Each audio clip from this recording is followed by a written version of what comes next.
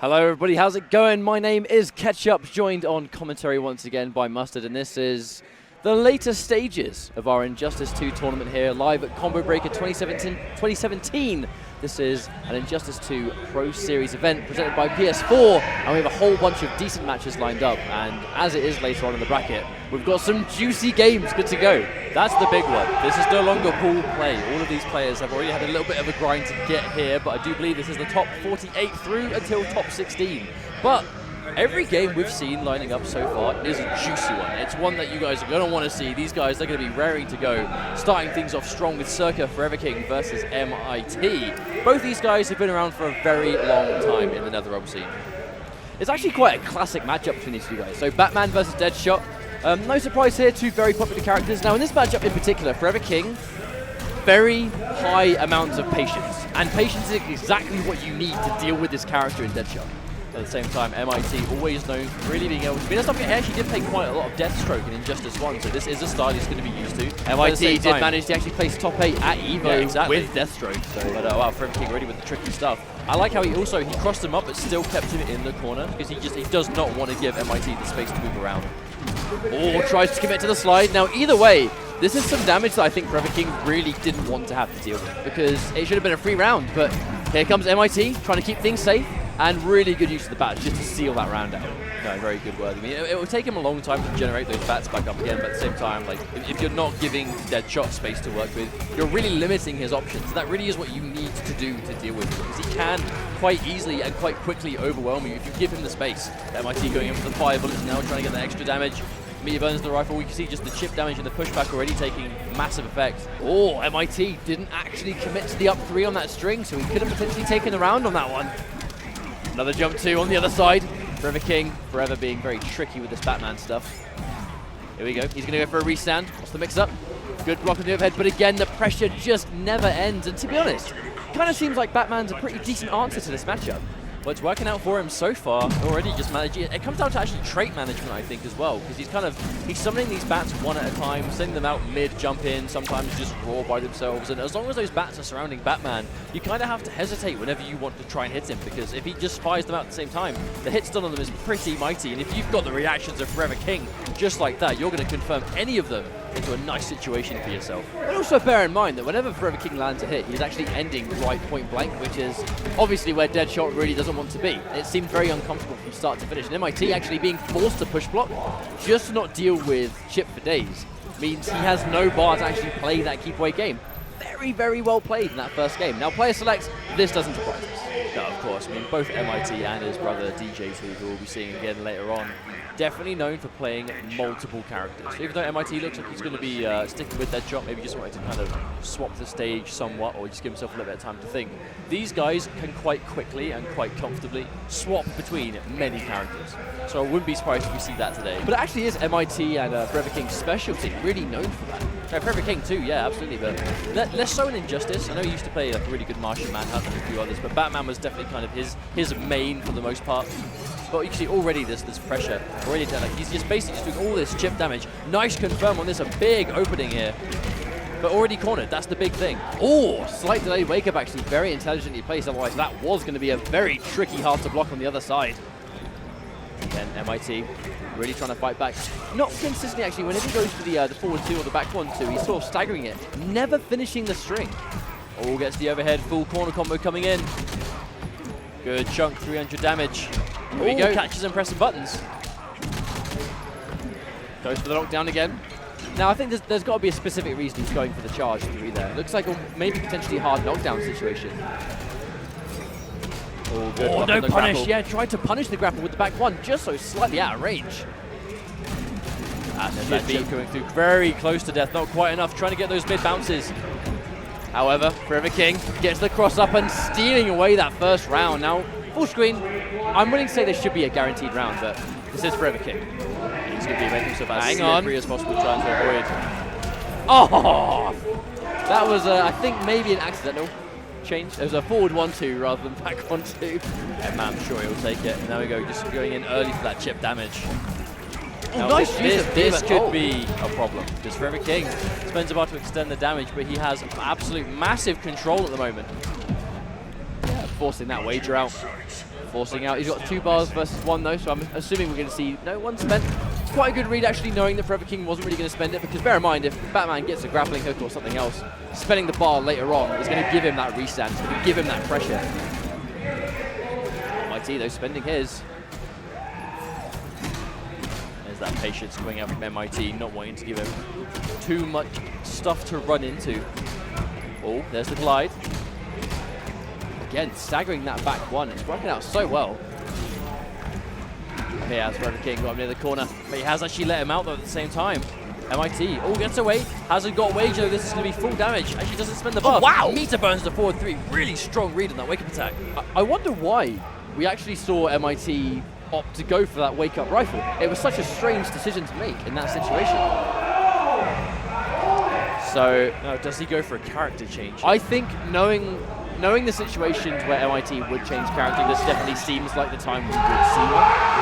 Because it was 2 games that just didn't work out, right? It seems like Forever King is very comfortable in this matchup.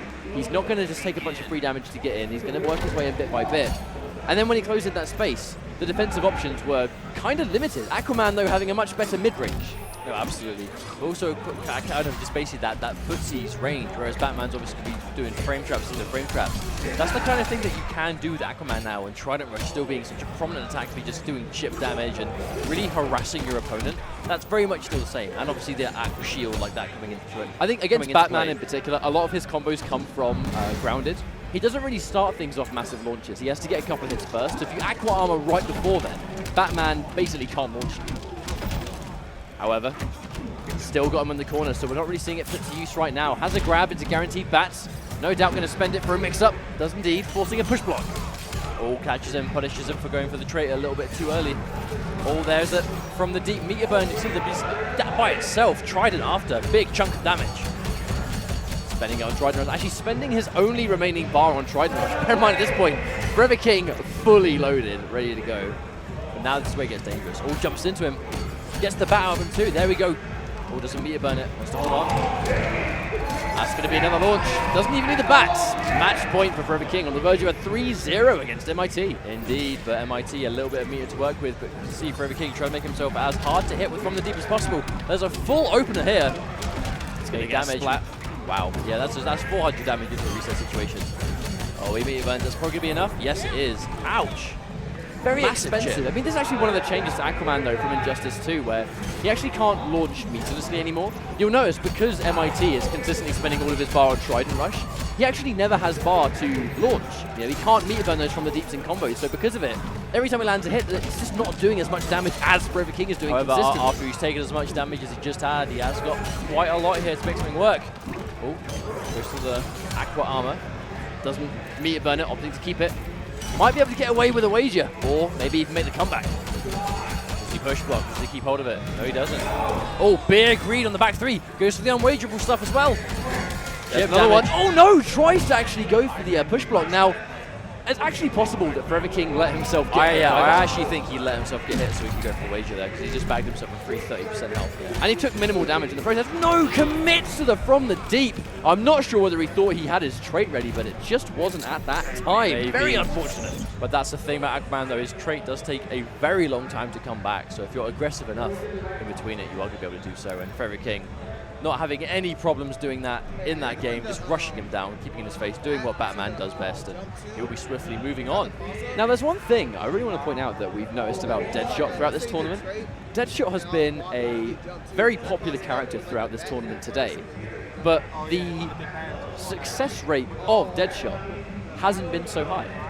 Not quite as much as I think people were expecting. I feel like it's players just being naturally patient, and they're starting to figure out the kinks of the matchup. They're starting to realise these little things that you need to learn. I think some of it could just be the whole Sonic Fox syndrome of Sonic Fox playing Deadshot, doing very well with Deadshot, which kind of might make people think the character's better than it could potentially be. But at the same time, Deadshot does seem to be quite powerful. But then you've got someone like Sonic Fox playing him, just kind of optimising him to the max, kind of really showing what he can do. And then you've got a lot of people kind of doing the same kind of thing. So, I mean, character variety though. Batman, it was no surprise we saw Forever King go. That's the guy's bread and butter character. We saw it loads in, with the exception of obviously Martian Manhunter, but with Batman and Injustice 1, was Forever King's character. I expect to see Forever King start playing some more characters the longer the game goes on. But I think early on, because anyway, this is an Injustice Pro Series event, I kind of expect these guys to be sticking with their guns a little bit more early on. Now, you mentioned mentioned people sticking with the legacy, which kind of reminds me of the next match we're going to see, which is DR Gross versus Echo Fox, Sonic Fox. Now, Gross actually defeated Foxy earlier in the tournament, Foxy Grandpa, and it was with Green Lantern. Gross played Green Lantern in the first Injustice, and is using him again in Injustice 2. So no surprises there. Even before the game came out, you could tell Gross was really excited to play this character again. But unlike some of the legacy characters, Green Lantern is pretty different. Yeah, I mean, all of his normals kind of behave the same way for the most part. His normals are quite similar. Even his sort of better ones, like his forward 3 and his 2-2. 3 sort of opening, just mid-string, stuff like that. But it's his specials that are completely different, and that's the big one. All of his specials, I think, apart from the lift, just the lift, down back 1 standard stuff, everything else is dramatically changed. But they're all different variations of projectiles that already existed before.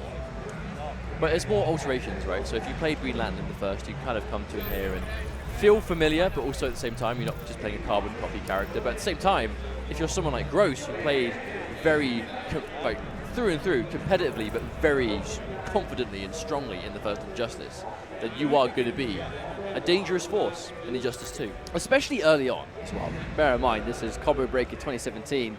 Injustice 2 is in its infant stages. This game is pretty much brand new. But with the amount of players that we've had so far, that are clearly able to really pick the game apart in the speed they have. That alone has been pretty impressive to me. No, definitely. So players are just sort of getting themselves ready. Sonic Fox versus Gross. Sonic Fox, I believe, just won Skullgirls and got a top 3 placing in Mortal Kombat X earlier on. So already having a very successful combo breaker as so far. So while these guys get set up, it's going to be, I think, Deadshot again. Deadshot really is currently Sonic Fox's favorite character. Now, I'm going to mention, right, we all saw Sonic Fox's Twitter when the Joker was revealed. We all saw certain sentences saying something like, I'm playing Joker, this is my main. 100%. Deadshot isn't the Joker, what's going on? I think I'll be very surprised if he doesn't have a Joker. Oh, he does. He has actually used it next level battle. But that's what I mean. I thoroughly think that Sonic Fox has already sort of gone for that strategy of a team of characters. He doesn't want himself to be counterpicked. He wants to be able to cover the board, and I think he already has a strong bunch of characters that can do that. So Green Lantern still got decent mobility. The back 1, that really dangerous low normal, right there, still as dangerous as ever. Now that wall move right there, when you meter burn it, is actually plus on block, and it acts as a wake-up attack. That is a very important tool for an Injustice 2. There's the block. See, all goes to the meter drain bullets. Interesting. I think actually taking the meter away from Green Lantern is going to massively hinder his damage output on combos. Oh, wow, tricky setup from Gross already. Still has a little bit of the trait, but oh no, that was definitely deliberate, putting himself at that range. Going for the damage already, gets a knockdown. Oh, a good block on the back 1. That can actually cross up sometimes as well. Goes to the wall, tagged by the low. Taking the damage, we can get it now. Opting to go for the fire bullets instead of the knockback ones, probably trying to get a bit more damage and compete full screen. Oh, there's the bowling ball. Makes you wonder how useful the bowling ball will be in this matchup. Oh, the Lantern, though, does good work. Now, the Lantern is kind of like Injustice 2's answer to the missile strike that he had in the first game. It's used in very similar ways. Now, very dangerous full screen play there from Sonic Fox, keeping him far away. We're going to be seeing this quite a lot, I think. We've seen the mix-ups already that Green Lantern has. It makes total sense that Sonic Fox wants nothing to do with that. I'm actually really impressed at his decision to go straight for the meter drain bullets, just because taking that bar away from Green Lantern seems to be so important. Oh, Sonic Fox, a bit of a, drop the back 3 off the background bounce right there. Yeah, changing to the fire bullets last minute. Bear in mind, you can actually change your trait mid-trait, which is a pretty cool addition for Deadshot. Mean jump, but got a lot of work to do. That string in particular is actually plus on block.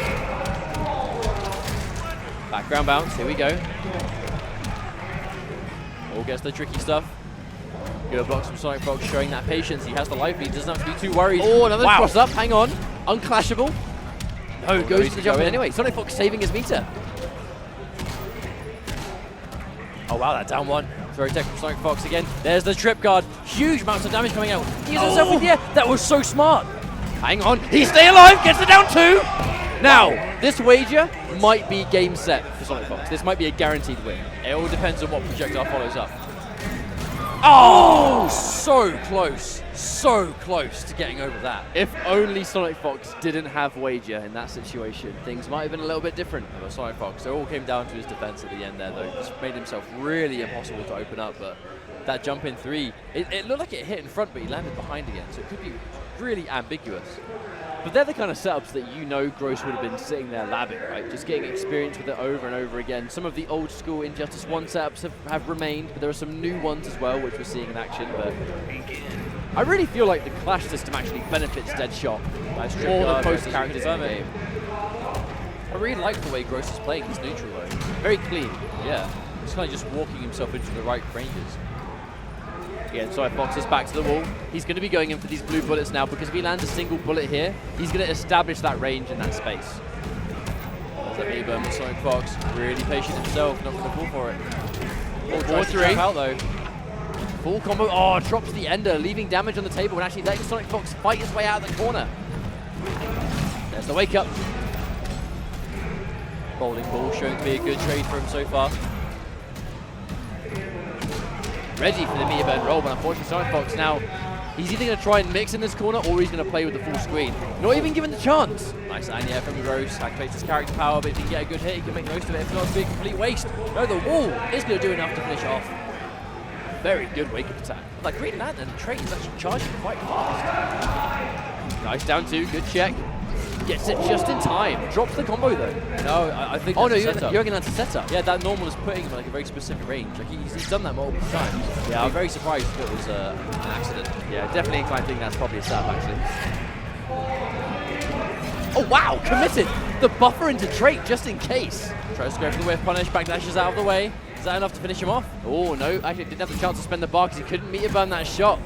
Just that little speck of life doesn't quite get away with it. Sonic Fox definitely on the back foot here. Has a bit of a life lead to make up for again. Trying to go for this meter drain bullets. I think the more of these he lands, the better. You know, because I mean, like the highest chance he has is catching those meter burn lifts. Ooh. Nice combo, misses at the very end, but manages to get a reset out. Yeah, gets the forward 2, but bear in mind, forward 2 and back 1 is a 50-50. Actually, look at the damage. Sonic Fox has done a really good job of actually adjusting this. This is zoning, man. This is zoning. This is keeping your opponent at a specific range. Oh, the clean jump, hang on! Forcing the wager. Now things just got interesting. You're over the legal limit. I wonder if it's going to be 2. No, actually, he's spending 1 bar. Not letting Sonic Fox get a huge amount back. The question is, will he get close enough to actually spend that bar that he saved? He is being patient. He's looking for his timing. Well, there's that down one from Sonic Fox, and that throw is going to connect. Send him full screen again. Got to do all that work again. Hang on, he's got it. Lands the back 1. That's a full combo into setup. Oh, into a straight up wake up attack. Sonic Fox doesn't care. Oh no, he doesn't confirm it. Good block from Sonic Fox again. There's a plus frames. There he disrespects it, but pushes, blocks him away. Oh, wait! Connects. The grab whiffs. This is the final hit. The beam, good blocks. Beam back to back, but again, he has to be careful. Sonic Fox almost has a bar of meter. Oh, jumps over the bowling ball. The lantern doesn't dare me. Oh! Wow! The shot. The explosion on the lantern strike just missed by a hair's length. Very unfortunate. Now, after a loss like that, how do you recover from that? I mean, Gross is clearly not very happy about that at all. I mean, who can blame him? Came down to the wire 2 games in a row, but that last one particularly was a bit heartbreaking. That was pretty insane. I mean, you can see the method in both decisions. The reason we saw those back-to-back beams was in case Sonic Fox stood up and pressed a button. We saw the lantern strike because of the blast radius, maybe thought it wasn't going to be too far away. And Sonic Fox just picking his moment. Going for the slow startup rifle was actually quite risky, but it did work out. Sonic Fox now 2 games up. Gross. It's that risk versus reward weighing. It's not just a matter of getting through this game though, it's getting through the other 2 as well. But now Sonic Fox looking in just complete control as well. That's going to be a detonation, full combo into the corner. Now Deadshot can actually mix from here. Gets the throw, or wakes up with interaction. Oh, wow, no! Still connecting, and he's cornered. That is super unfortunate. I'm not sure if Gross is able to recover from the mistake from last game. It looks like it's still affecting him. Full combo once again. Here comes Sonic Fox. The air tech is good, but again getting put straight back into the corner. Now, this is exactly what Sonic Fox wants. He's got a huge life lead, plenty of meter to work with, using the air escape, but still gets hit. That's actually worked out quite well for Gross. Unfortunately, these setups just aren't working out at the moment. Sonic Fox with another conversion, the break to be used. And it's looking kind of rough, I will be honest. So he is guaranteed some health back, which is going to be useful for him, but he has to be so careful not to lose anything unnecessarily, but he gets opened up by the 50-50. Blocks it this time, gets the down 2 in between. Oh, the trip guard on the back one again. Oh, walks straight into that. Meter burns it 2 just for the juggle. Here we go, what's next? Oh, they wake up. Good stuff from Fox. Catching the Jay's done the air tech. Actually, yeah. that was very important, actually, making sure that Deadshot is going into the next round with 1 bar rather than 3, especially when you're that weak as well. I don't know if... I mean, Gross might not be completely out this one. It's going to be quite difficult, but... Snow Fox has used a lot of his bar already. Oh, and yeah, gets stuffed completely. This is exactly what Gross needs to start things off. No doubt we're going to see a setup in front or behind. No matter, the wake-up's going to do it, and that's game over. And that all came down to Sonic Fox just doing that wake-up at the very end. I actually like that option, though. Like, when Sonic Fox is like... Clearly, Gross is really going for that kind of like ambiguous cross-up as you're standing up, cross-up as he jumps over you kind of thing. So if he's there looking for that specifically, and he's just like, you know, screw it, I'm just going to wake up attack every time. And if it hits him, and if not, it not. So while we get set up before we go to a quick break, we have a quick replay to show you guys. Now, this was Forever King once again. Now, we talked about this matchup in particular and how Batman seems to really just control all the space. Now, right there, it's a matter of Deadshot, from what we saw from Sonic Fox, loves the distance. But when he's up close, he has got tools to get the job done. The back 1, the forward 2, they've all got good range. But right here, when Batman closes in the space, that's where your options become a little bit more limited no matter what the character. But if you're a character as keep away focused as Deadshot, it can be kind of tricky to deal with. Well, this one specifically, MIT went for the wake-up assault rifle, which unfortunately isn't a wake-up attack. So I wonder if he actually fumbled the input. Maybe he tried to go for a straight knee or something. Maybe, but unfortunately he did fall to Forever King here. But Forever King's Batman looking super strong as always. Not a huge surprise, but definitely really good, strong showing so far. Well, Forever King is a lot of favourites to potentially take top 8, you know, and even onwards. So while we get this next matchup underway, guys, we're going to go for a quick break, but don't go anywhere because the Injustice 2 Pro Series will continue after this.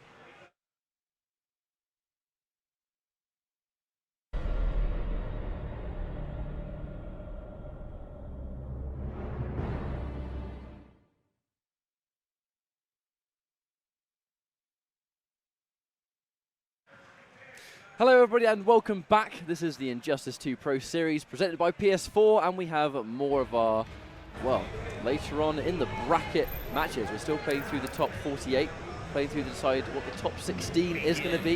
And our next match is going to be Tekken Master versus GGA Jeremiah. Wow, and I think this is indeed the real match. And they start off straight away with a neutral jump from Tekken Master, super confident on what Jeremiah is going to do. Now this is an interesting one because Tekken Master, he won Mortal Kombat X earlier today, Combo Breaker, and very successful internationally, well, with Mortal Kombat as a whole, but is looking good in Injustice so far. Jeremiah, long-time member of Team GGA, and has a history of playing very low-tier characters, but looks like he's been going to Aquaman today, and looks super strong. I feel like today, Jeremiah's just not messing around. You know, there's so much to play for, there's so much on the line. If a character's decent and you're capable, then that is why you go with it. But either way, this is actually looking like a really good round for Tekken Master at the moment. Unfortunately, dropping the overhead, that's going to be the mid. Not a huge amount you can do about that. I mean, if you sort of dedicate to blocking that and he throws out the meter burn, it's going to be plus on block. If you're almost KO'd anyway, then it's not a great situation to be in. Atrocitus is just such a good character for a player like Tekken Master, who just wants to get in your face, disrespect, rush you down, bully you, and just hit you with the absolute dirt. Well, that's what Tekken Master does. He picks characters that really force you to play his game regardless of who you are. And Atrocitus is pretty much the absolute embodiment of that playstyle. That's going to be a full combo. Definitely going to be the next round. Aquaman's damage is no joke either, especially when he spends a bar. I wonder if he's looking for, yeah, I'm about to say he was probably looking for a from the deep to guarantee it then, but just popped it in the neutral anyway. Full combo, here we go. I'm kind of curious what this matchup will look like from full screen though. Oh wow, gets the plus frames. I really like this idea that we are starting to see Atrocitus players start to use some of the built-in Dexstar strings because they are plus on block, you know. A lot of those strings are plus and they enforce pressure afterwards. Tekken Master looking very strong in game 1. No, absolutely. But it does make me think of what this matchup's going to look like from full screen though, because Bloodlift will be punished with from the deep, but I don't know if from the deep can be punished with Bloodlift. I'm not sure if that's a two-way system. I don't know if I've actually seen it in action yet, so I'm sure we'll find out. Nice punish on the forward 2, going for the repositioning, the old string. Never mind, Master did bag the first hit though, so he has got 2 bars to work with already. That was actually really nice awareness, waiting for the Aqua Shield and then popping Meter Burn afterwards just to stay plus on block regardless of whether he's traded or not. Very good decision. Here comes plus frames for days, guesses wrong on the 50-50. Bear in mind that forward 2-2 puddle or forward 2-2-3 is a legit 50-50. Wow, that whip punish as well. Oh, still gets launched. Wow. Aquaman trait completely wasted. And yeah, Tekken Master just all up in his face. This is exactly where he needs to be. Now, ending combos in the corner with as much napalm vomits as possible is pretty much the go-to strategy now for Atrocitus because the tick damage is so much, but it stacks the more you use it. Oh, definitely.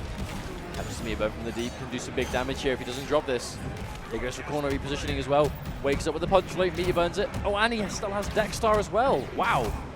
Just completely just steals the momentum back. Oh, dialing into the back forward 1, knowing it's going to come out on block, and unfortunately it really seems like whether it's on block or whether it's on hit, it's still always Tekken Master's turn.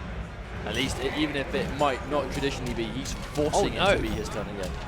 Now that tick damage, I think we might even see him go in. Oh yeah, really smart actually going for the backdash just to let that tick damage work its magic. So now going into this next round, Tekken Master only has to hit him once. I don't think he was even remotely worried about getting punished by that either, because just he is approaching chip damage territory, and just like that, anti-air lift is going to do more than enough to finish that off. Tekken Master goes up 2-0. Bear in mind, this is a 3 out of 5, so there's potentially one more game for Jeremiah. Try and pull this one back. But he is going to have to get these 3 in a row though, and he has gone to Aquaman, sticking with his guns. Again, here we go.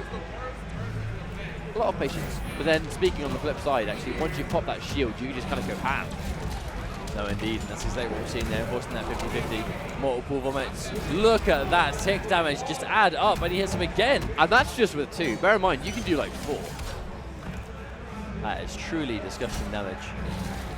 Wow, that was a counter. Was that a legit punish? Yeah, it looked like it could have been a punish right there, so that's going to be quite important data. Again, actually, that's why he enforces it, because on hit, Atrocitus can still combo. Didn't even know that was possible. Wow, nice. Really nice sequence of pressure from Tekken Master. Match point, Tekken Master. Again, on the verge of another 3-0. Down 1, guarantees the punch float, enforcing plus frames, guesses wrong again, and here comes Tekken Master again with the forward 2-2. Tekken Master just looks so comfortable on Atrocitus right now. He's messing up so little. Oh, nice confirm from Tekken Master. Wow. How about that? Not huge on the damage department, but definitely high in the swag department. A nice stable 460 damage combo coming out from Jeremiah, but still massively down on life. It is still match point for Tekken Master too. There's the meter burn back 3. At least might be able to take the life bar here, or at least get close to it. Yes, land one more. Now that's the classic, the jump in 3. Where does it hit? Very, very tricky jump in. Oh, meter burns it as well. Meter burns the equipment. Yeah, now with the trait in play, I'm inclined to think this is pretty much guaranteed, especially after that. Not really sure there's much Jeremiah could do about that one. That's going to be 3-0 for Tekken Master. Well played all around. Tekken Master looking super clean. Let's not forget, he did win Mortal Kombat X earlier as well, so he's already having a very successful weekend with games of Combat Breaker, but looking like that's one tournament's not enough as he just continues to move on through Winners Bracket of Injustice 2 as well. But I definitely think that Atrocitus is a Tekken Master character, right? Where like this character pretty much forces you to do what he wants to do all the time. And that's how Tekken Master plays every single fighting game.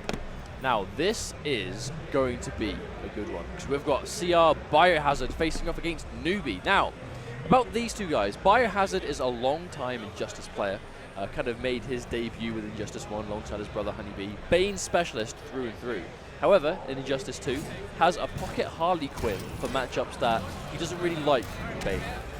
like certain characters might give him, even if it's not a matchup thing, some personal issues perhaps. He might just personally not like fighting against that character with Bane, so he'll have like a backup character. But Newbie for almost every single game, NetherRealm competitively, has always been there. And there's never really been like a top of the line, best of the best player, but is always consistently very strong. And very high level regardless, I think. Yeah, definitely a very high level player. But early in a game's life, when you're looking to do that immediately, being that fundamentally sound that you are that good at every NetherRealm game is going to help you early on. And apparently, he plays Cheetah. Cheetah is, by a lot of people, said to be probably one of the most slept-on characters currently, because her damage output is unreal, her mix-ups are plentiful, and she's quite little. You know, she low profiles quite a lot of little things. From what we've seen of her, basically her toolkit, right, her tools, her attacks themselves, she is very read-based. She's got a couple of lows, no real traditional overheads aside from her forward 3, but 2 command grabs, both of which launch. But they are situational. So you kind of have to be really on point with whichever one you're trying to go for. Players, as always, making sure their buttons are good. Bear in mind, button checks are very sort of common practice. Even, well, in tournaments. Let's not forget, this is an Injustice 2 Pro Series event. If you're playing for all those ranking points on the leaderboard as well as that fat prize money, you don't want to be getting your buttons wrong now. Absolutely not. Going out to that is the worst thing, and it does happen. It does actually happen. So, Bane versus Cheetah. I will be honest, not really a matchup we've seen a whole lot of. But definitely not. Starting off that sweep though, hitting that good jump in. As you can see, already Newbie trying to establish that pressure. Now that sort of leap stance, very effective at dealing with mostly keep away, but in a matchup like this, probably a decent way in anyway. Oh wow, fully confirms off his body splash in the air as well. Went to the air to air. Good wake-up attack from Newbie. Oh, the drop kick into the full combo, launching off the grab, back 3, big damage. Oh, that really hurt as well, 450. Oh, Bane just casually flinging things around the bar. Has Venom again. Bear in mind, 3 stacks of it. That's the entire round worth if he gets his cards right. On debuff. Her forward 3 is unbelievably plus as well. Very effective. She just has a lot of options after as well. And because she is just such a grounded character, you want to deal with her at a good range, but then she's got that lead. And then she's got that sort of diving elbow in the air as well. Which, it's hard to get a prediction on how she's going to stay there and defend. Biohazard though, unfortunately wasn't able to spend any more of that Venom, so he's not going to close out the round, but he has got Venom back going into this next round. Very important. Indeed, he's going to get that environment interaction to seal away the first life bar. Oh, blocks in time. Scouts up the anti-air attempt. Oh, Bane bomb comes through. More Venom stacked. 2 in a row. Is he going to make it 3? This is that true Bane mix-up, when you hit multiple Bane bombs back-to-back. Oh, the patience again. 4-3 twice in a row. But there's only so much you can fight against that, because it's so plus on block. Oh, the armor breaking properties, very effective. Again, back-to-back armor breaking. I think Newbie's found his magic button. So you think that he's going to have to start doing something that might be a little bit quicker, so he hasn't got time to get armor broken. Even if it might not do as much damage, you'll give him the same kind of Oki setup. He just needs to stop taking damage if you can help it. Debuff, oh wow, he's going to be active for quite a while here. Also the fact that as soon as he hit massive debuff, Newbie activated his own trait. Very smart awareness. Wow, there's the big challenge. Oh, the backdash on the overhead. That was unbelievably clutch. Newbie, this is what I'm talking about though. Just that fundamentally sound player to backdash in a situation that he needs the invincibility to just avoid the elbow. Well, he didn't backdash to establish space. He was already in the corner. It was 100% for the invincibility. What a call. Now Newbie's paid off for him. Game up. There's the low. Oh, yeah, last minute cross up.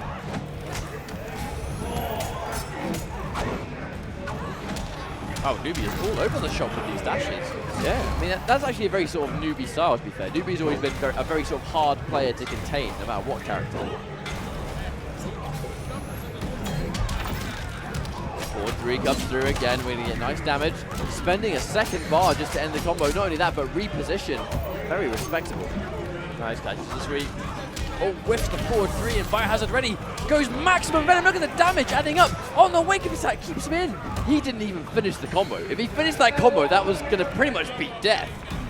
Unfortunately, miss out. That's actually a good round for Newbie. He's going to use up this debuff time for Biohazard. Doesn't get the confirm. Probably try to do something after that.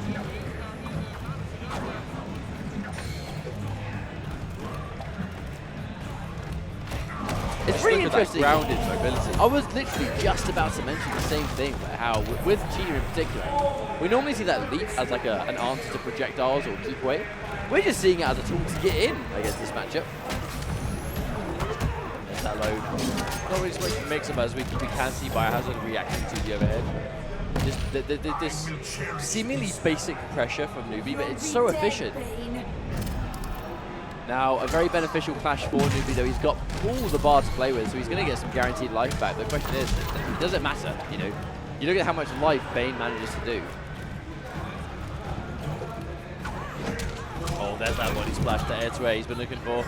Bane bomb connects once again. Does he go for back-to-back? No, he doesn't. He's being quite patient. I think Newbie's reads on the knockdown have been really on point. I think it sort of put like an element of fear into Biohazard almost. Wow! Oh, jumps out. Prediction of the grab. Bane bomb connects. He's going to go for it back-to-back again. Oh, there's the delay. Pumps up the venom. The active frames of the forward three. Hang on a second. Oh, pumped up to level 3. The charge connects. Hang on. Damage. He just needs something significant, but the debuff is going to be down for a while. You know he's going to sit there as long as possible. He's going to wait it out. Is Newbie going to give him the chance, though? Not sure if it's going to work in time. No, he did waste a little bit too much time there. Then get him for free. Oh, dashes in with the Bay Bomb. This is so tense. Only needs one more hit. Overhead whiffs. He's only got half of the venom left. If it whiffs! Wow, goes for the unclashable stuff as well. 2 back threes back to back. Newbie looking so strong. Biohazard left in a bit of a predicament here because he's not really playing poorly. I think Newbie's kind of just getting the edge of him in these neutrals. It's been adaptations and reads, right? And every single one of Newbies has been successful. And Biohazard, with the exception of the occasional Bane Bomb back-to-back, hasn't really been able to get the Pain Train going, you know, that sort of sequence that will win an entire round. Again, like I said, right, it's the wake-up options from Newbie. He's just looking to keep himself alive.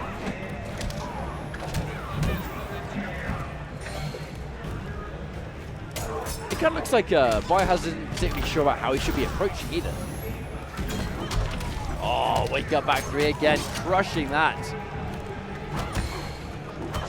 That 4-3 back to back, 3 of them in a row. And the second he tried to block, he pressed the button and got tagged. I mean, like, it's going to be very difficult for Biohazard because every time he's actually trying to fight back, he's getting armor broken.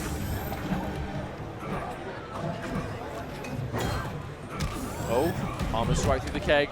There's that Meatbone back through armor attempts. Here we go. Got it going once again. Newbie's just trying to fight fire with fire here. Just armor for armor.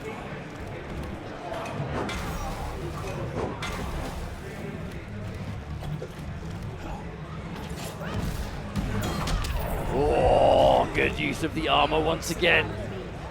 Dude, is Newbie gonna 3-0 Biohazard? Biohazard having such a successful weekend at Toryuken and looking so strong today, but Newbie making short work so far. I mean, Biohazard's fighting back, but I will be honest, a 3-0 is not really the result I was expecting. No, definitely. If it were to happen, obviously. Oh, whiff punish again, being a little bit antsy on the launcher, maybe trying to tick grab up or something. Oh wow, an army to armor, 2 drop kicks, unwagerable stuff. Launch, no chance for break. Keeping it unclashable, very smart. Here we go, just needs one more. Almost got it, went for it, but not quite. No, there's a full punish. Maybe you have to be so careful going for wager here because he does it at the wrong time. Osman's bar, he's going to lose out, but Biohazard is able to clutch himself in still. 2-1 now. Good patience, Newbie. Very good patience right there. You know, enough patience to basically go, right, I know you're going to try and close it out. I know you're going to try and leap. Because of that, I'm just going to anti-ate you. However, Biohazard, there's still elements of being on the ropes. It's still 2 games for Newbie versus 1 of Biohazard. Oh, he's running straight into the slap and or scratch. It does actually seem like we haven't seen Biohazard really eat too many of the built-in string mix-ups, so there must be some sort of familiarity there. Oh yeah, he's definitely familiar where the strings are hit. If you're unfamiliar with Nita, you tend to pretty much just eat everything. Unfortunately, yeah. Here. Really good corner combo, but unfortunately, for some reason, I don't know what it was, but Biohazard was whipping something that he mustn't have wanted. But again, match point for Newbie, but a lot more dominantly this time, however. A launch into Venom. He's going to get Oki on this. What comes next? Chases it down with the Bane Bomb. He's going to get another. Oh, Wake Up beating that splash clean.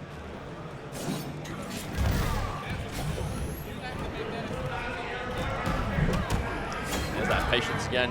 One thing Biohazard is actually defending himself really well. It's just when these armors trade each other, he's just not coming out on top any of the times. Oh, the barrel. High hitboxes. He's going to get one more.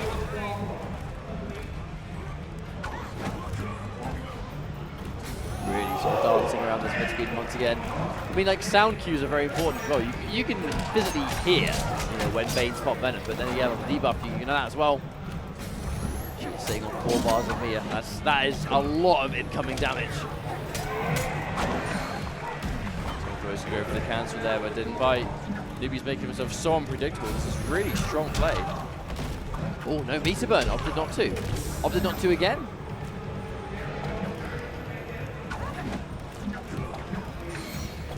Oh, there's that debuff. I think at this stage, this is when his decision making starts to. He may question himself right here. You know, he can't take one more significant hit. If he does, he's going to have to wager. There's the air dive again. All jumping through Biohazard, making all the right reads and escaping. You're just getting any damage for it. It's unfortunate because that neutral jump, that was not the first time we saw that on read of a grab, but it was definitely not the first time we saw it not work either. He didn't get the body splash at all.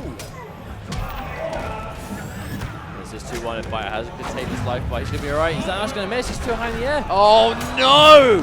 Very unfortunate. I think that might be it. That might be it because Newbie has just used both of his bars, but this is chip damage territory. Still, it's going to get a bar before Biohazard does, and that might be enough. Unless he can make the most of this Venom.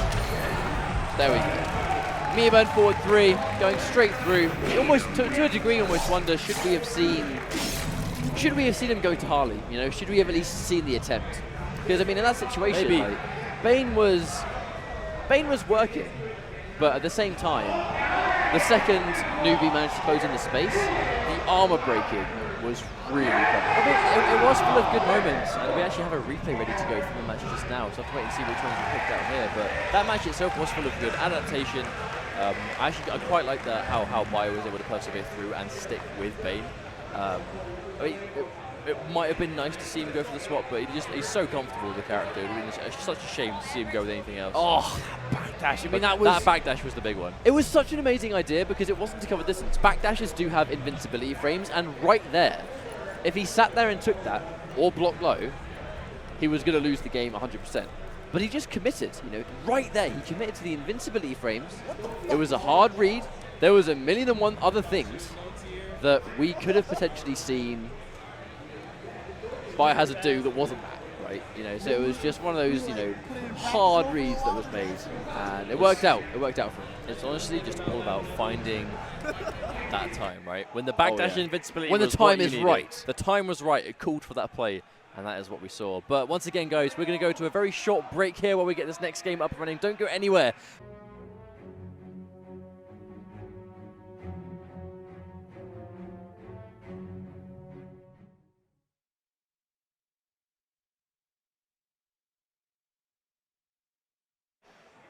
How's it going, guys? Welcome back. We have a very special match lined up for this Injustice 2 Pro Series. An Evo runback from, well, years ago now. Not the first Evo runback of the day. Earlier on for Mortal Kombat X, we saw the rematch of Tekken Master vs Sonic Fox, but this is a throwback all the way to the first Evo for Injustice Gods Among Us, where we saw KDZ versus DJT, and Superman versus Green Lantern. Looks like it's going to be Aquaman versus Green Lantern, so not quite the same matchup, but many years down the line. Now, if this was Superman versus Green Lantern, would be a little bit more on the money, but I think KDZ having a lot of very strong fundamentals in Injustice, and Aquaman really is a character that is going to take those fundamentals and thrive. Aquaman is just very powerful overall, just because a lot of what he used to be able to do is still possible. He's had some relatively major adjustments in certain areas, particularly like his combo potential, but things like Trident Rush still doing a ton of chip damage is still a big thing, big damage on across the board. But a lot of his normals are just so much better on block. He's got so much more frame traps than he had before. But you mentioning frame trap, that's pretty much what we just saw there put to good use. Now the first round is, or maybe not necessarily actually getting those from the deep, sorry, Trident Rushes I should say. But Aquaman's frame traps in this game, he has a couple. You know, he has a couple of frame traps, and he's got a string that's like +7. He's got a string that's +2. Like basically means that he can really get pressing buttons if you disrespect. Considering how far-reaching and how fast a lot of his normals themselves actually are. Nice fuzzy on the forward two, but it doesn't matter. It's going to guarantee the Trident Rush anyway. The chip damage of the Trident Rush this stage, you know, it's the thing. It's like it does the same amount of damage as a similar chip. You can still push block it, but if he's going to spend all of his bar to Trident Rush, he can no longer launch you. And if he does, he's then not going to have the bar to Trident Rush. So it's definitely not just a one-way system. Interactable from Denzel. There's a movement forward 3. Now, it's going to be some guaranteed health back right here. KDZ is going to be able to spend a couple. We'll see what this next move is going to be. Really trying to keep him in check with those from the deeps, but at this range gets a little bit more risky. However, Aqua Armor ready to go. Looking for it, gets that range. You can tell that's that same range where Aquaman's looking for that back one and Green Lantern's looking for his too. Just to get that range and that low kick. I think in particular as well, Green Lantern seems to really not worry too much about the Aqua Armor, because when you punish someone with Green Lantern, you launch them really early. A little bit too early, you know, too early for Aquaman to be able to effectively pop the Aqua Armor and get away with it. I think it depends on what you hit him with. Because if it's just the beat burn lift, that's it. As soon as they get hit by it, it doesn't matter if you trade, it's still going to hurt him. ADC goes in, trying to close this one out. Things are getting really close. DJT potentially letting himself get hit, maybe try and prevent the chip damage, but a nice, good amount of patience. Now, this was more of a necessary wager more than a health back wager. It's probably going to be 1-1. Yeah, there we go. Or just a wager to stop himself from losing, right? Just as even though I'm not going to health back here, just to reset. Oh, the jump in, hang on! He's got it! That was actually such a perfectly timed jump in too. There's the trickiness. Good block. Was a fantastic block. Disrespecting the plus frames, but it worked out. It did indeed, but that was it. It all came down to that final block and that cross-up, and I'm not going to lie, that sucks. Really, really complicated to deal with. When Green Lantern gets that knockdown, he starts going from left to right. Sometimes he jumps, sometimes he doesn't. Sometimes he does back one, sometimes he doesn't. And to not just smash wake up out, but to actually sit there and block and get the right read. That was some good patience. One of the new additions to Aquaman again, being able to actually keep the opponent in front after the forward 2 plus grab. All went for that tricky setup again with the same normal we saw. Same thing, gross. I think he's really trying to, once he lands the conversion of that, he's trying to keep the damage nice and consistent. Not even trying to bother going for a back 3. There's so much damage anyway. However, spending a bar early on, trying to get the positional advantage, trying to change the scenery a little bit. Yeah, he could have scaled quite heavily. They're not going to do a massive amount of damage. They're not actually even things out, which could be a bit of a problem.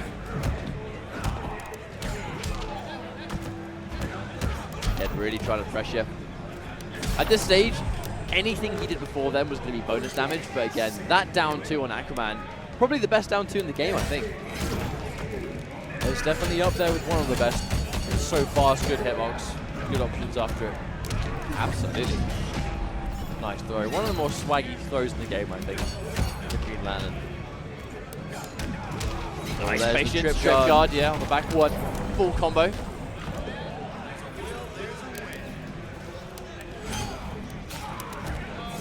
Here we go. Good throw. Towards the corner too. Oh wow, that's spacing just out of range for back 3. In the Aqua Armor, one of the things about Aqua Armor is down for a very long time in Injustice 2. Significantly slower than before. Wow! Actually making the scoop whiff, but in a weird direction anyway. Gets the jump in, tries to go in for another setup, doesn't quite get it, but the grab's going to be good. On the verge of maybe trying to tie things up, 1 game apiece. Oh. One more hit, and there we go. Really back nice. one. Really nice. It all just came down to wonderful use of that meter burn projectile. Just get that almost practically instant beam on the screen. It's definitely one of the best projectiles, I think. Because it's so fast, and it keeps you in check. I quite like the playstyle that Green Lantern has kind of been adjusted to adhere to. That kind of like, it's not just purely zoning, it's not purely long range, but if you're good at utilizing these normals, now you've just got a bunch of other new specials that they have some really good applications. Here we go. Now I think actually consistently, I think we've seen DJT let himself get hit by the final hit. I think he's trying to deny the plus frames and reset back to neutral at the expense of his own life. Definitely could be, but KDZ massively down on health at the moment. DJT making a big adjustment here. Here we go. I think for what could be the first time DJT's got himself a life lead. Or round lead, I suppose. Then again, KDZ, tons of bar, absolutely tons. There we go. Front rush, spending one of them just to try and push away, get some space. There's a hard knockdown, wants to set up wake up backdash. Unfortunately, it's going to get him out of it. I don't really think wake up backdash is going to work too much against that specific corner setter. There you go, nice. That wall. I feel like he's hit confirming it on block. You know, when he sees it gets blocked, that's when he confirms into the brick. You'd hope so, but again, just knowing his spaces. Speaking of which, the explosion, next grab basically just zoning with these exploding lanterns at the moment. Big beam to finish things off. Now, when these guys played at EVO, victory went to KDZ. Right now, looking to be in the favor of DJT. It was indeed, but I remember at the time KDZ was very confident, but I mean for good reason. The guy just won EVO with Superman. He was definitely feeling himself, but DJT was so close. Now, right up there. Speaking of Superman, things just got a little bit more traditional. Superman versus the Green Lantern. Okay, so the old rematch is actually a rematch now. Yeah, this is a full-on rematch. Begin. Now KDZ, I mean, like he pretty much had like the very first really impressive tidy Superman, and he just kept riding that momentum in every single event, and that's why he became so dangerous. Good block on the trickiness again. Going into the low poke though, really expecting him to disrespect his plus frames, and he actually did again.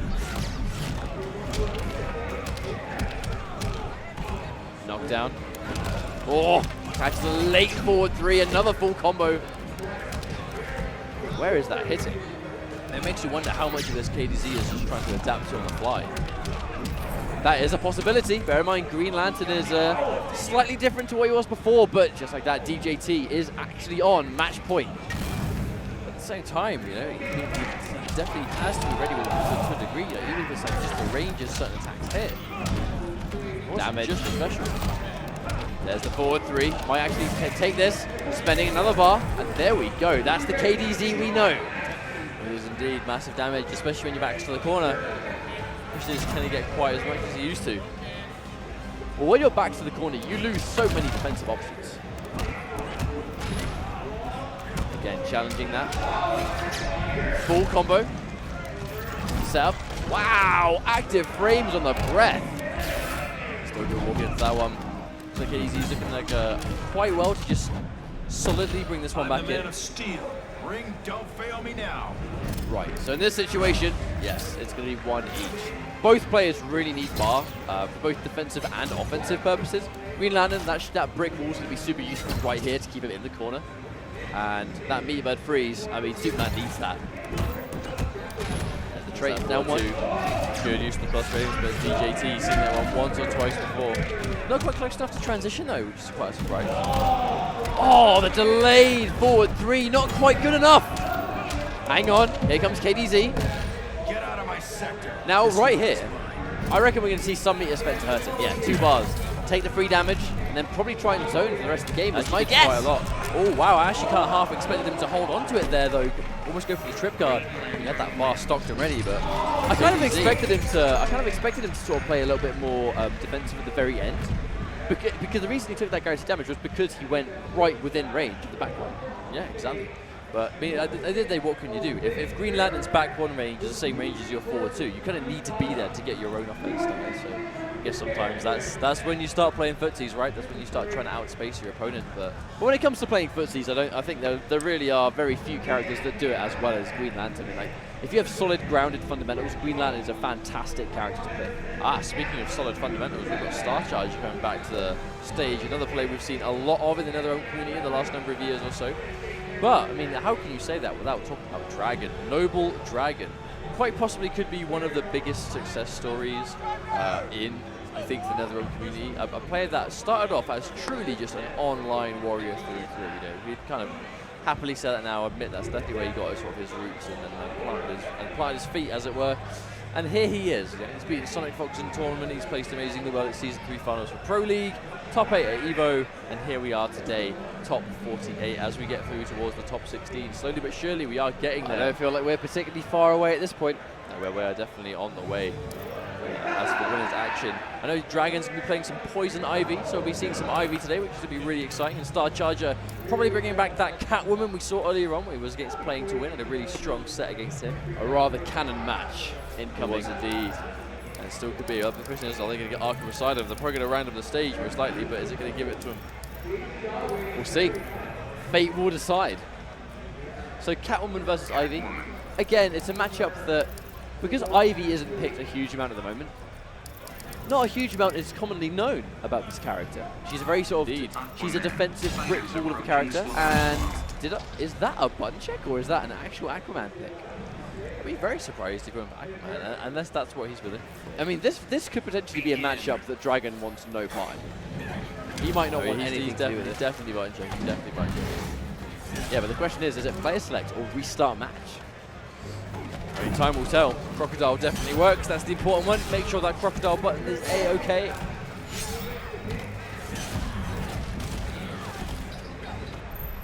Okay. I think they are. I actually think the handshake mix-up. We talk about the IRL handshake mix-up all the time when someone gives it the old switcheroo halfway through. If someone goes for a handshake and they change the fist bump, what do you do? Well, you know, Dragon actually is going to be sticking with Aquaman. So, did actually play Aquaman in the first Injustice, but has pretty much gone straight into playing Ivy in the second. So Aquaman, probably a little bit more of a comfort thing. For all we know, he might just really not like the Catwoman matchup at all. It's definitely a possibility, but maybe just Aquaman's a little bit stronger. These early tournaments, when you've got that legacy curve to get ready. Now there's the corner repositioning. Star Charger once again looking to really establish some of this pressure. Oh, there's the interactable connects. From the deep, gets scratched out just like that. Star Charger takes the first life bar down. There's that whip punish. Mia Van from the deep. Very late decision to actually just sit there and actually go for the repositioning. Very good decision there.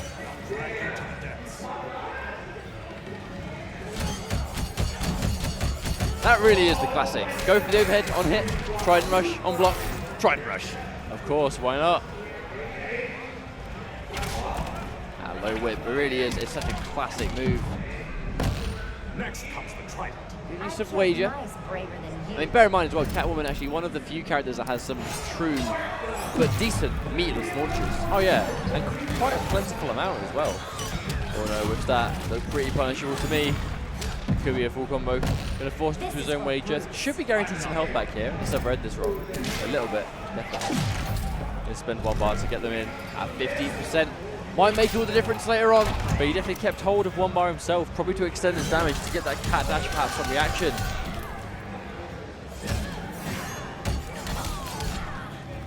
Again, that Trident Rush, it really is like the classic Aquaman special.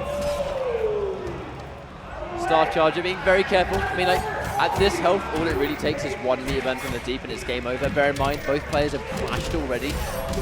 There we go, full combo. Hang on.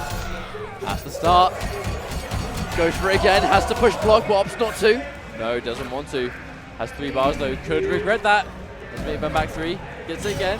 Oh no! Caught slipping, not watching his toes, and that is going to do it. Unfortunately, if he wagered a little bit earlier, perhaps he could have given himself some guaranteed life. A quick decision on the fly, but very well calculated there from Dragon. Yes, definitely. Now, normally at this range, you would see Aquaman really try and keep them in check with from the deep. However, I really think Catwoman probably has a couple of punishes on deck with good range to answer back. Nice combo ender there, go for the straight whip. Solid reliable damage, this corner pressure, really adding up fast. Another full combo. There we go, Mia Van from the deep. We definitely see, I think, the air tech used a lot more in the first round than second. Yeah. Because the second gives us access to Clash. I really feel like there's no real reason to air tech if you haven't already wagered. Yeah. Especially if you're guaranteed life back in that situation.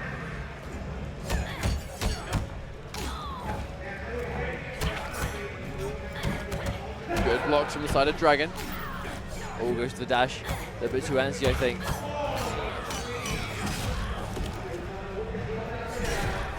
There we go. Now he's the absolute maximum rage. I think that's when he's more likely to start going for those. However, we did see a cat dash attempt. I do think Star Charger is he's onto that one, I think. No, absolutely. Once again, there's that whip to keep it what appears to be somewhat safe. The cross up. Now in Injustice all 1, that bar to work with. We already saw some really cool super returns earlier on with Roxy Grandpa. Just to guarantee that life away, 'cause it did quite a lot. oh, catches it again. That's a lot of back ones. There's the knockdown. Good patience. I mean, like, that down two, it's fast, good hitbox, full combo. I mean, it really does tick a lot of boxes. Oh, definitely. However, Star Charger getting a very, very respectable amount of damage back. That's actually quite important, especially earlier in the day. Speaking of which, Dragon, so far, he's known exactly when to use Trident Rush. Like, every time anything is blocked, he goes straight in. Wastes no time. That's probably going to be it. Guaranteed chip at the end. We'll see. Patience as well. Nice awareness. There we go. Guaranteed at the end. There's that chip coming out strong, that Trident Rush putting in so much work. I mean, it's quite easy to watch Trident Rush do so much by itself and think, why has he still got that? But then you realize that he has to spend bar to launch now. That in itself is quite a big change to him. His launching options are slightly different, so he does a lot of damage currently, but fundamentally, it's that you can get that. Now, it's a combination of things with these legacy characters. Because actually, funny enough, right, both Aquaman and Catwoman have been adjusted. Now, Catwoman probably adjusted, I think, a bit more than Aquaman. But Aquaman's frame traps, we haven't actually seen, funny enough. Dragon in particular hasn't really enforced many of those. I know, absolutely. But that's not traditionally Dragon's style, though, that kind of frame trap game. He really wants to kind of just play at that medium range with mainly the specials. That's very true. He does like to sort of play that sort of poke-based game. Oh, there's that back three already putting in tons of work. There's that straight whip ender. Oh, down to clean anti-air from Dragon. Dragon's patience has been shining through massively so far. Absolutely. You can tell this is someone who's very well versed in the tournament setting as well. I mean, patience is one of the hardest things, I think, to really teach yourself to do when you're in a tournament. However, Star Charger does drop the ending, using his trait though to guarantee it. Good stuff. Appears like it. It's still going to be match point for Dragon if he can take the rest of his life bar down, but Star Charger's not making it easy. Oh, that was a bit close for comfort. You can see Star Charger, he's looking for that from the deep, because he's looking for the punish. That's going to be the round. Nice stuff. Match point for Noble Dragon. Yeah, and hasn't taken much life at all in this second life bar. Does still have his wager as well, but Star Charger massively meteor advantage. Here we go again. Oh, catches him. Yeah, this time we see bar get spent. However, the unclashable. At that situation, actually really useful. In this situation, he's pretty much only going to do the health back. Yeah, that was done by the unclashable earlier. So it was almost a bit of a stalemate in that sense. That, in a sense, is the point of the wager sometimes, though, just to put yourself in that situation where you can maybe undo a previous mistake, especially if it's giving you health you've just lost because of it. We see a lot tries to cat dash through, but doesn't punish it. Actually, that might cost him the game. That's going to be it. Yes, that's going to be it. The repositioning comes through. Very well played by Dragon. Very well played indeed. Well, Star Charger does look unhappy with that. Can't blame him. These guys getting so far into this bracket already. It's full now. Could be a bit of a problem. We are in top 48 of Combo Breaker 2017 for Injustice 2. This is the first Pro Series event for Injustice 2. Getting well underway through today's action. Like I said, we're already in top 48, playing through the top 16. I believe we are getting thoroughly through this now, though. So we'll have our top 16 soon enough. Speaking of which, we actually have Jer versus Slayer. Now, this is going to be a really good match because Jer has been playing really well today. Slayer, again, a really popular... Who has Jer been using? I believe it is a Black Adam. Jer plays Black Adam. I see. Now, the thing about this matchup in particular is that Slayer plays a multitude of different characters, including Superman, Aquaman, Black Adam, Batman. Are we going to see potentially a Black Adam mirror match?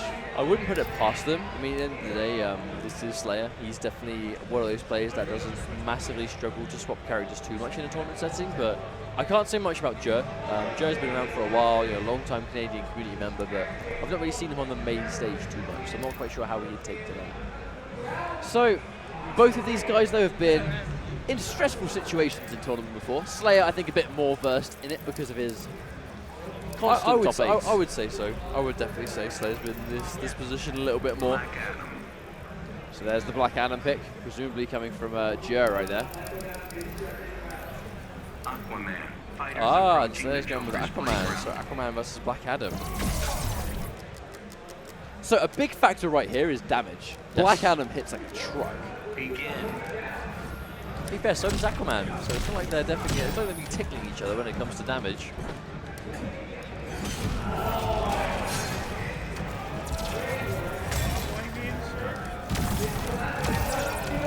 Making sure their buttons are all good. Here we go. Looks like we're ready to go back into the next match. So yeah, they're going straight in for the rematch. Here we go. Joe versus Slayer. Aquaman versus Black Adam. Now, Slayer was always quite a successful player in Injustice 1. That was back when he was West Coast permanently, I think. So, are you surprised? He's got a lot of his competition to remain training with, though, bear in mind. Yeah, the main thing that we see is right there, that forward 1-2, an amazing string, but because you can hit confirm it into the lightning cage, big damage as well. Good block on the string. Oh, tries to catch a poke. And those 3 orbs connecting. Well, that's what I mean, just deceiving damage. You're blocking next to him and your health just disappears. Now, also blocking the orb into a forward 3, I think, is when people expect a grab or some sort of attempt there. That's not the first time we saw a forward 3 deal with a grab attempt. No, not at all. Probably won't be the last either. Chip damage coming out. Waiting for his moment. Charles to go for that big block.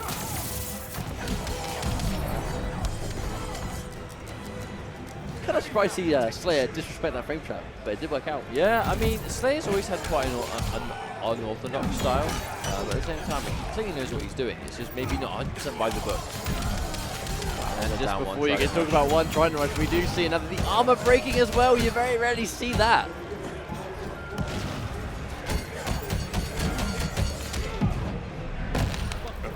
Now, I reckon this clash was pretty much just to get out of the corner.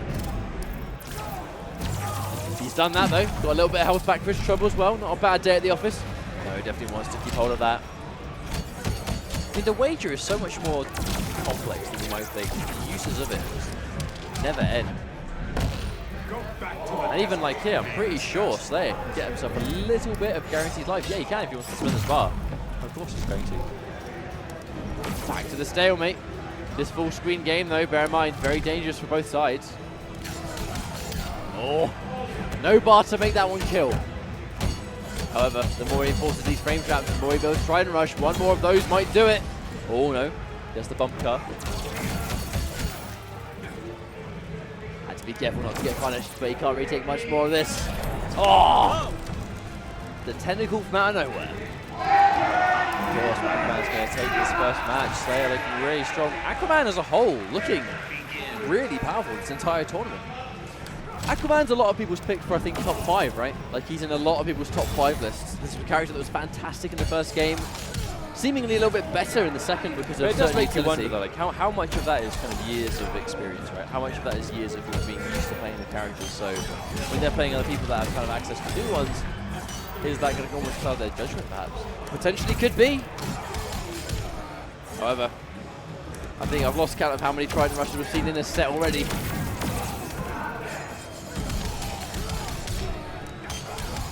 Again, not wasting any time. No, absolutely Back not. to Wow. I mean, just get used to hearing that noise, because we'll be hearing that Trident Rush many a time before this day is done. Oh, especially tomorrow as well. Oh my lord, the damage. That's some of it. That's what Black Adam does. Now that's the damage that really catches me off guard. When he catches that sort of airborne forward 1-2, I believe, and then he just goes into orbs. That is where it just gets absurd. Good block. No punish attempt on the dive kick. We're seeing a lot of patience established. You know, that neutral of Black Adam is so demanding. awareness. Oh, again, wake up, Trident Rush says no. No, I mean, if you're in a situation it's going to connect, not surprised to see him still go to it. Full combo once again, Slayer looking to maybe take a second match. Oh no, nice jump over. Has he got the buy? Yes, he does. That's a block escape, but he's so close to putting another one. That's going to be it. That's definitely going to be game. Oh! Right at the last second. Trident Rush, just putting in so much work by itself. Aquaman. Now, do we go back to a character change? No. Do we ever a stage change?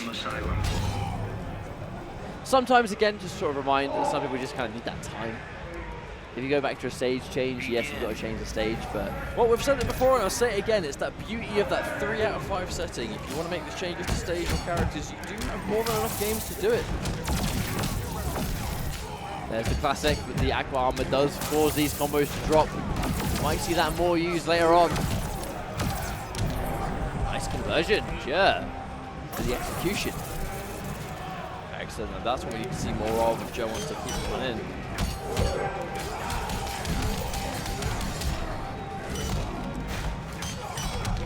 Now, one thing Slayer's done a really good job of actually is micromanaging his meters, so he's actually got bar to both do launch and from the deep. Or Trident Rush, I should say. The regime will return.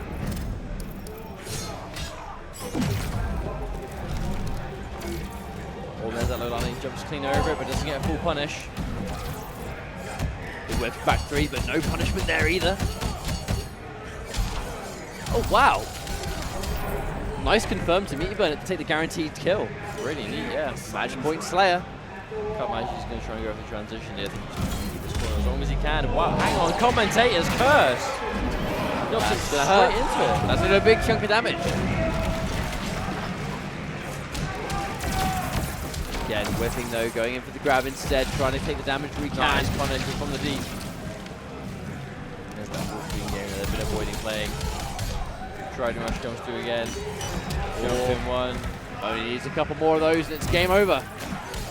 Down 1, forcing the wager. Actually, almost could have been it. Well, I think that's why we saw the clash, right? Because it was just a means to escape.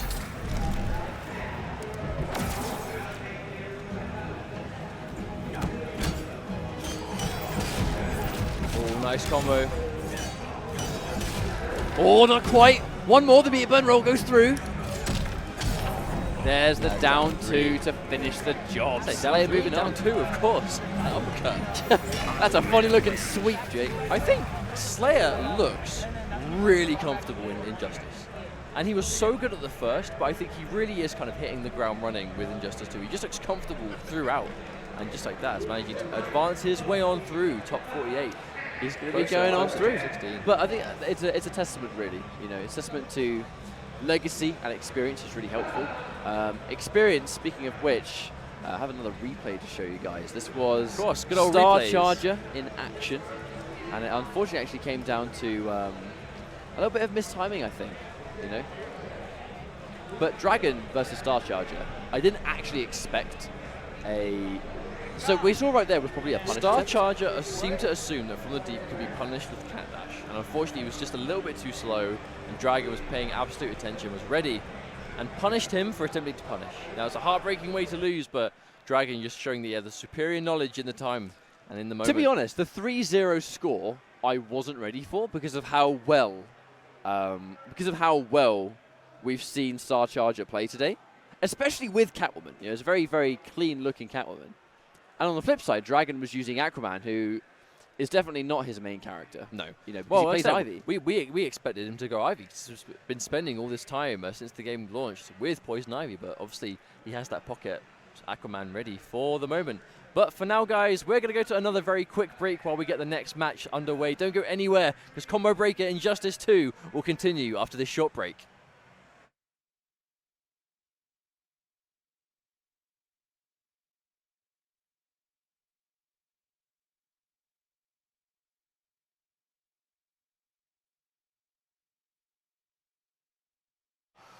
Welcome back, ladies and gentlemen, to Combo Breaker 2017, where we have an Injustice Pro Series first event, and we are getting well underway through our top top 48, who are so close to our top 16. We're about to see White Boy take on Comp Bros. Now this can be interesting because White Boy was a very prominent Injustice 1 player, but a Doomsday specialist through and through. Doomsday is not in Injustice 2, so he's gone to Aquaman. Now I actually spoke to White Boy, and he specifically mentioned finding a character to play in this game without Doomsday has been very, very difficult, because it's everything he enjoys. Now he does play Scarecrow as well as Aquaman, but in this matchup I think, you know, Aquaman versus Black Canary, it's not an amazing matchup for Black Canary, let's be honest. I mean, this could be difficult. A big one for this specific matchup is the Canary Cry. You know, he hits you with a big stun, you fall to your knee, she gets a guaranteed follow-up. Aquaman's Water Shield, where he sort of becomes damp and falls out of combos. As far as I'm aware, that stops him getting hit by Canary Cry. Yes, well, just like that! Exactly. Funny you like should that. mention that. I mean, like, that's such a core element to Black Canary. And in this matchup, she can't do it. And that's why I think it might be kind of difficult. Well, in theory, he just has to save his trait for every time he gets hit by Canary Cry, and that's it. Exactly. And conveniently, by the time the Canary Cry is maxed out again and ready to go, he's going to have the Aqua Armor. The second she's got trait, he's going to have trait. In theory, I mean, ultimately, you can't have it for every single time you get opened up, but if you're saving it for the big one in that Canary Cry, then you can definitely do your best. That's the one that hurts the most. Oh, that's a trait. Oh, he even missed the follow-up, but even if he'd landed it, it wouldn't have mattered. Yeah, didn't even have the chance to do it. Here we go, Trident Rush again, the classic. Seen about 1 million of these today. And straight to best. Wow! Players, though, instantly going to player select. That was... I would call it a rage quit, but they were both smiling, so I assume it's not so. I amidst that, I saw the biggest grin on Combro's face. Yeah, that guy was, you know what? I think I'm going to go and change character right here, guys. I can just simply assume that he just didn't think about how the Canary Cry is completely countered by Aquaman's trait. Wow, Andre back from the trade cancel with the down one Trident Rush as well. But there's the punish, 4-2-3. So that meterless combo gets him towards the wall, but ouch. Yeah, wow, just like that. A nice, healthy chunk of damage in return. Combro's really trying to answer back with his full screen laser game against Aquaman. You actually look at the damage that's already been done, and from the deep has a much bigger upward hitbox than meets the eye.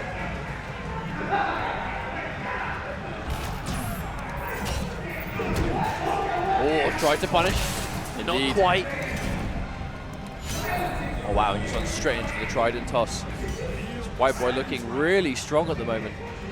I mean, it's quite interesting to see how he's kind of accustomed to Aquaman. Because Aquaman is a very different character to the Doomsday that he's used to. You really have to sort of play it at a different pace. Nice. Good. That was actually a really good use of the OTG, but unfortunately he did drop the combo. That should have been a round, but all this damage goes down. When you drop a guaranteed round ender, and then you take a bunch of damage afterwards, it's a very sort of morale-killing moment. Oh, absolutely.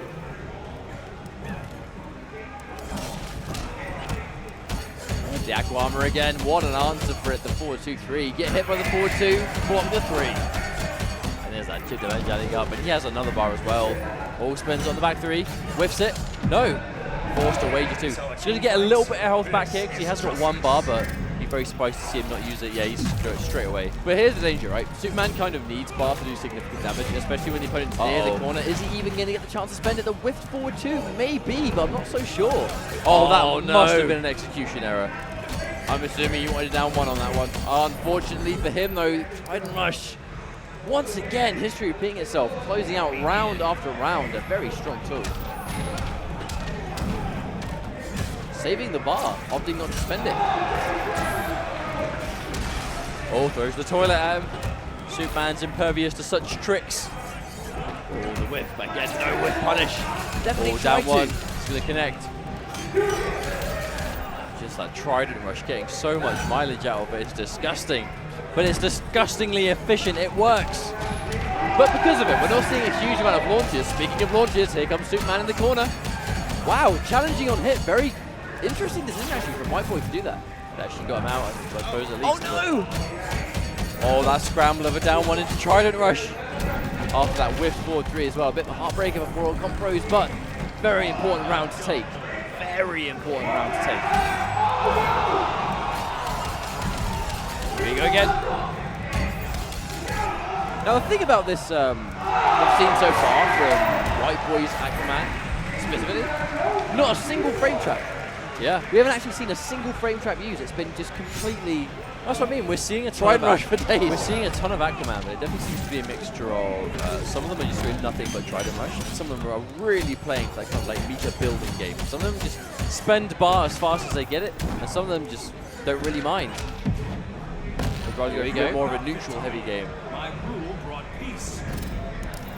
Now, because they're both actually spending bar as fast as they're building it, these wages aren't really very significant. No. They're really not spending much at all. If anything, it's just to break things up and go back to a neutral distance. Which in this situation I think is quite beneficial for White Boy, because in the neutral is where he's landing the majority of his hits that lead into block strings, that lead into trident. You know, it's the neutral that's benefiting him the most.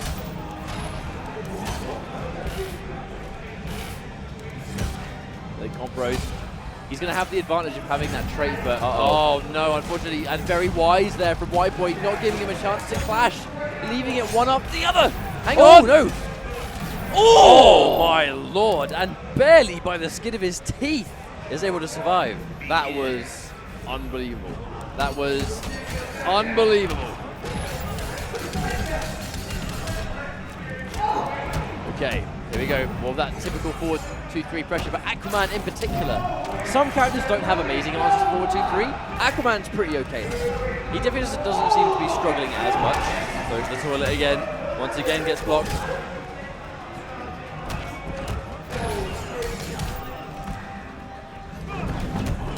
Oh, a little bit of a neutral crouch on that straight punch, but actually standing up just in time for the rest of that string. Special, I should say. There's a punish.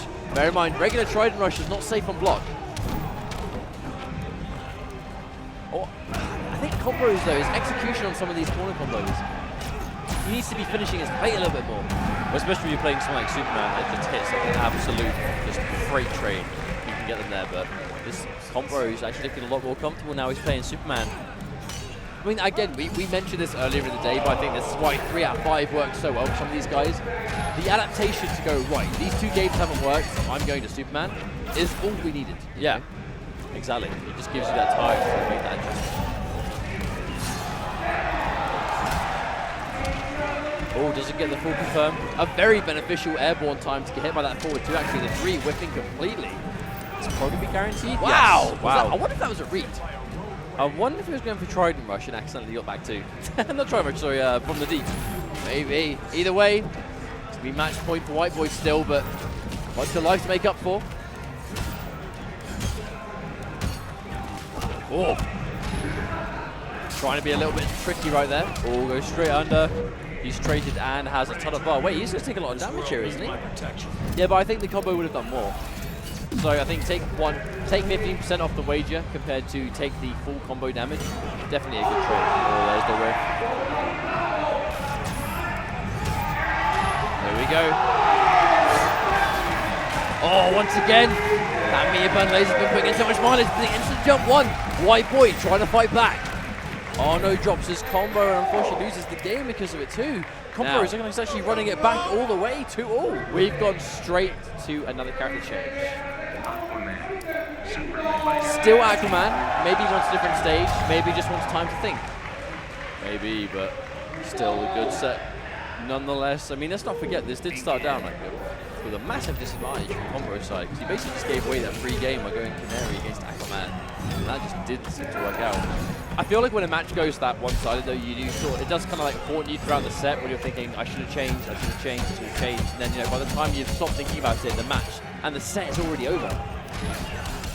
Doesn't really seem to be the case here though. I mean, Compros and the Superman pick has been so beneficial.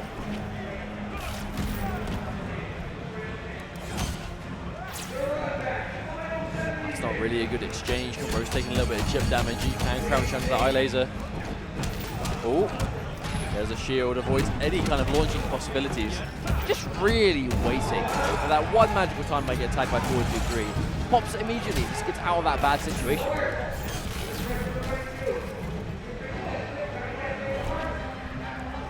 I'm liking things out a little bit though. Really well timed jump.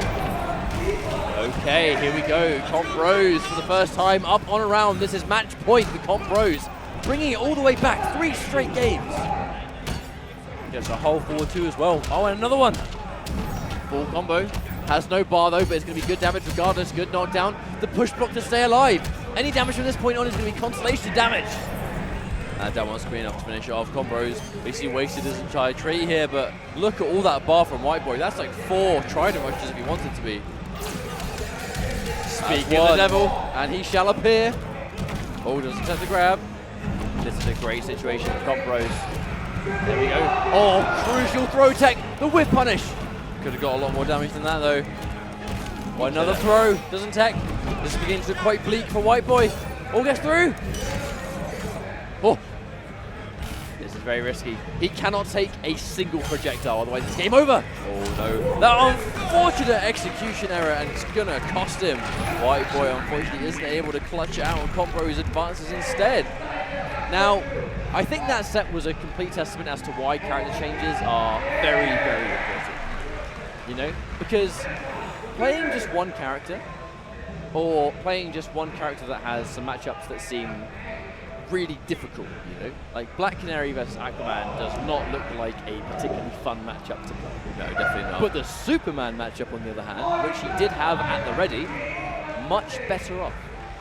Now, moving on, this is going to be our final match of the night. And to give you guys a little bit of a backstory on what you're about to see, we're about to see Noble Pig of the Hut versus T7G DR Gross.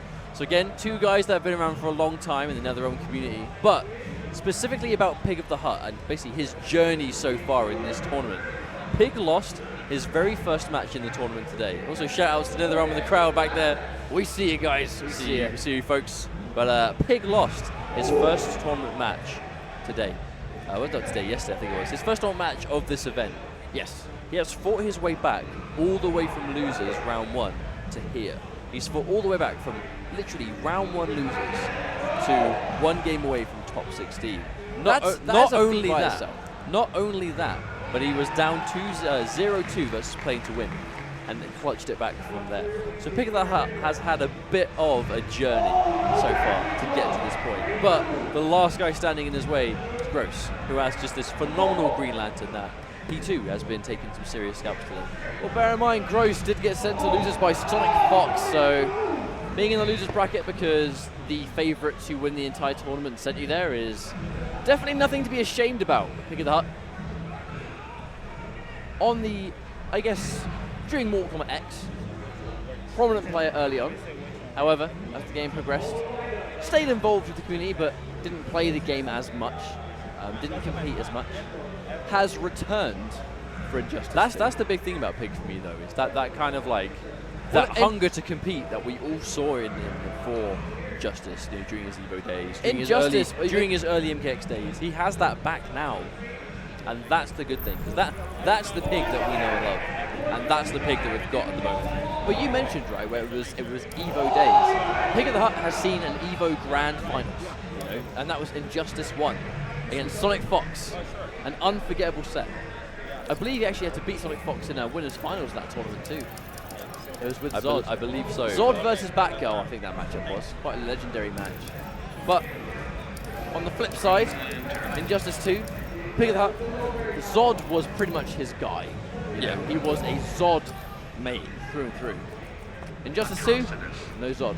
You know? Now, this is something I was interested to see, is what character Pig's playing with. Now, he's been pretty much using Atrocitus all day. I think he's kind of, at least for now, settled on Atrocitus. Right, guys, this is going to be it. This is going to be the last match for top 16 for Injustice 2. After this, we'll be done for the evening. We'll be coming back again tomorrow, but this is the final match to see who's going to be our top 16's final player. This is a thorough button check if ever I've seen one, but I understand. It's that typical NetherRealm button check. These guys go, I want to practice 3 combos. The half a match button check. However, looks like the guys are going to go straight in for a restart match. Yep, these are the characters we're going to see. Green Lantern versus Atrocitus. The Battle of the Lanterns, let's go! Now, I think immediately going in for a projectile game is a really good call. The more you can harass and prevent Atrocitus from getting Dexar out, the better. Shutting down that trait is an absolute necessity for this matchup. Absolutely. because of that drinking stuff and wake up backdash. It actually looks like Dexter kind of guides you. Yeah, it's like Dexter almost letting him know what side he has to block on. Just by whatever side Dexter decides to hover around. You know, I wonder if that's actually a legit thing here. What a cool cat. Down two. Down two. Full combo. Busts up the lift, yeah. You keep him there. Oh, big read on the punch flow. I think one of the safest options is to just just neutral crouch it and down two. Taking the plus frames, challenging at the down one. Really no reason not to do that, so I definitely agree with that decision. Pick of the hut though. A lot of life to make up for. Absolutely, this is a strong life lead. Wow, Gross goes straight over Dexter. Dexter, why have you forsaken us? Just sitting there doing nothing, lazy little cat. Oh, gets the 50-50, spins the bar. Here we go. Now, almost one side of the rules to the other, just like that. Okay, that's a guaranteed punish. That's going to be very important data, I think. Oh, wow, yeah, this is going to be difficult for Atrocitus to deal with. Oh, wow, catches him. There we go, the raw forward two. Clean connection. I think anyone in the game that can generally sort of prevent Atrocitus from being able to freely summon the trait is manageable. But even when Dex stars out, he still has to worry about the bowling ball. Oh, meter burn back three straight through. Already Gross with the knowledge how to deal with that. So the meter burn back three having that hit of armor letting you plow through a single attack. Meter burn back three is a very good option versus Atrocitus in general. Well, it's because usually if he shoots a Dex Star Orb, he's probably going to follow up with something, right? He's going to go in with it. That's the whole point of you doing it. However, wakes up a meter burn back three. No respect from Pig of the Hut. Nice challenge, very challenge. But again, a good block on the 50-50, but unpunished. The strength of this trait, making those 50-50s completely safe. Oh no, Dexter vanished right as he wanted to make it safe. Yeah, a little bit of a missed time there, I think. There's the wall bounce. Extra damage, unfortunately, though, the back three again fails to connect. Another strong round for Gross, looking really comfortable in this matchup so far. Pig definitely not looking bad, but it's going to be uphill from here if he can't take this life bar. Very early wager. Never heard that one. Now sometimes you see that because it's basically like almost kind of like a get out of jail free card. Yeah, well, I mean, Gross is unlikely to spend the bar when the Pig has that much health left. The Pig called that bluff and didn't spend anything either. Yeah, almost like a free combo breaker in essence. Oh wow, caught the backdash. That's the classic. Nice answer.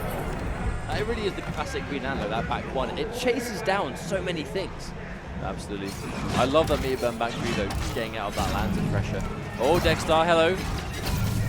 Here to hopefully be a little bit more useful. Wow, so back one makes the orb miss from that range. I think that's going to be unbelievably important data there for Gross. 2 games straight. Now Pig, 2 games down last time against Playing to Win, brought it back. Do you think he has it in him again?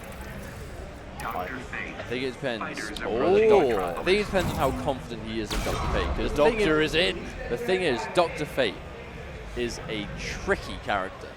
Now, I don't know how much, like I say, if you think he's been playing Atrocitus all day, I don't know how ready to play Dr. Fate today Pig is. I know he's been putting a lot of time into the character overall, so I hope he's ready, but it's definitely a very different beast to Atrocitus. I also wonder how much of a good tool that back one's going to be at dealing with the finger lady. There's the denying the interactable once again.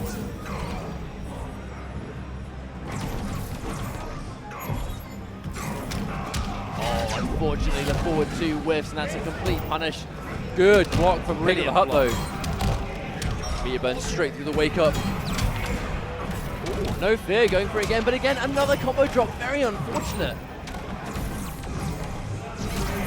Oh wow, goes straight through, and it's match point to Gross. Really looks like he's not having too much trouble right now. Pig needs to desperately get something to work. Has to watch out. Lands a couple of extra times, and that's going to be a bad situation. Another confirm. Always thrown out of range of the health. Actually, really smart then. Pig just going for the ankle. Unfortunately, again, good use. Forcing another relatively early wager in this situation. Pig not too bad here. There we go, that's the even amount. Now, if Pig can get a game here, it's a great start. You know, it's being able to show that it's not going to be this uphill struggle all the way, but right now has to get something on the go because it's looking really bleak. Oh, that's a free jump in. Doesn't get too much off it though. Oh, and that meter plane again. Gross with the reads. Oh, and it comes back to back, hitting in front. I think that might be all she wrote. However, all goes through. No, he drops the combo. Has to make something happen. Jumps over. There's the throw. Pig working so hard for this comeback. Jumps over. Gets it. No! Wager! The 4-2 whiffs once again. And there we go. Pig of the Hut. Unfortunately, is eliminated from the tournament. However, Gross will move on into top 16 tomorrow. A heartbreaking way to go out though, because Pig of the Hut, he made the reads. His reads were on point time after time. He knew when to armor. He knew when to go for whiff punish. He knew when to bait to jump over. Unfortunately, execution just wasn't on his side at that point. But at the same time, Gross was able to pull that off and move on. And we'll see him again tomorrow in the top 16. Now, on the subject of the top 16, we will be continuing this again tomorrow.